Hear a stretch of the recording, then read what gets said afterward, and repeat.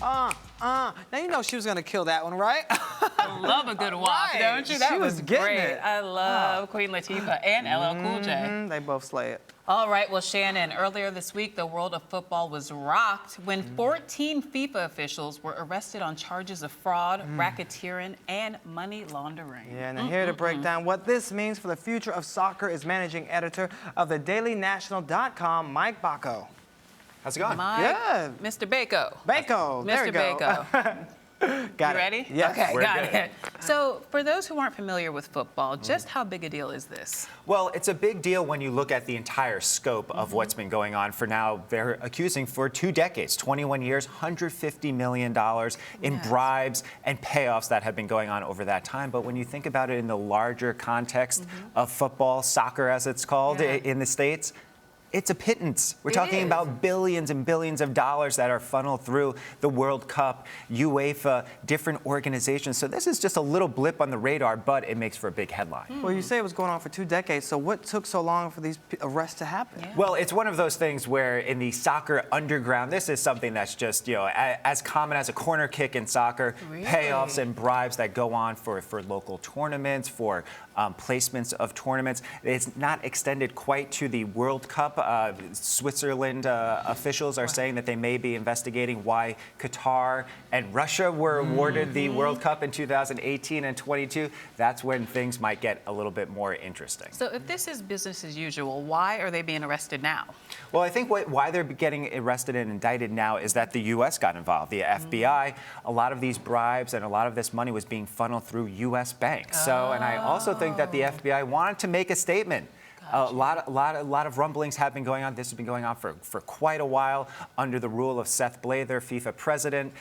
Things have not been going as smoothly as he would hope. A lot of rumblings about his rule. He just got reelected for another 4-year term, so we're going to have his 4 years of reign or terror, depending which way you think about it. It's hard to imagine that he's going to be able to come in and reform when all of this corruption allegedly has been going on under his rule. Now, he was not arrested. He was not arrested. And he received a standing ovation when he won this re-election. And he so did, clearly people like the way things are going on at that organization. Because it's lining their pockets. Got you. So you have to wonder from an outsider's perspective, you look at what's going on and it's almost farcical and comical that he got reelected. Right. It would almost be like a president facing the scandal of his lifetime and still being reelected by a wide margin. He didn't quite get the 2/3 that he needed for an absolute stamp on his next 4 years. But he is going to be in charge for the next 4 years, and he has come out and said that he wants to be the president of everyone and lead the reform and bring in more women. Doesn't that sound nice? Doesn't that sound nice? Yes. Well, my question is, because we're talking about allegedly $150 million in kickbacks over the years. How could, one, he not know something was going on? And two, was this just accepted in the industry that everybody knew it was happening but stayed mum about it? Yeah. You took the words right out of my mouth. That's exactly why it's been going on. He's fostered this culture where this can go on. I wouldn't say that it was quite blatant, but it was a culture where this was almost accepted. You see it in a lot of international organizations, unfortunately, when it comes to sports. The Olympics, in terms of, we've certainly seen what's been going on there. Now with FIFA. So these are some of the things that when you look at the games that are going on, as beautiful a game as soccer is, it's very dirty when you get outside the white lines. Not so pretty, huh? No. Okay, Mr. Bako, last question. What does this mean for the future World Cups? You mentioned Russia, you mentioned Qatar. What does this mean? Well, right now, billions of dollars are going into building stadiums. So I cannot imagine that 2018 and 2022 will be taken away. Okay. But I think this may put a little bit more of a spotlight on the process as we look forward to past Qatar, past Russia, 2026. Things may be a little bit more above board then, but that's a long way off.